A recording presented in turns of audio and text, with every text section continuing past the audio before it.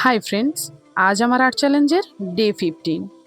তো চলো আজ কোনো আর্ট নয়, ক্রাফট বানাবো। আজ কবিগুরু রবীন্দ্রনাথের জন্মদিন, তো আজকের ক্রাফটটা বানাবো ওনাকে উদ্দেশ্য করে। তো চলো আজকের ক্রাফটটা দেখে নিই। 25শে বৈশাখ, কবিগুরু রবীন্দ্রনাথ ঠাকুরের 165তম জন্মজয়ন্তী। আজই হতে শতবর্ষ পরে কে তুমি পড়িছ বসি আমারও কবিতাখানি। ঠাকুরের এই কথাগুলো আজও যেন সমসাময়িক।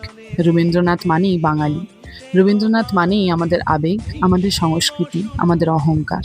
তিনি শুধু কবিতা বা গান লেখেননি, তিনি আমাদের শিখিয়েছেন কিভাবে ভয়শূন্য হয়ে মাথা উঁচু করে বাঁচতে হয়। কখনো ভক্তি, কখনো প্রেম বিরহে, কখনো আনন্দে বা কখনো দেশ বিদ্রোহে। ওনার লেখা আজও মনকে ভরিয়ে তোলে। সাহিত্য নোবেলজয়ী বিশ্বকবি শান্তিনিকেতনের মাধ্যমেই শিক্ষার এক নতুন দিশা দেখিয়েছিলেন। তার লেখনী, তার দর্শন আজও আমাদের চলার পথে অনুপ্রেরণা জাগায়। আজ এই শুভ দিনে কবিগুরুকে জানাই শত কোটি প্রণাম ও ধন্যবাদ।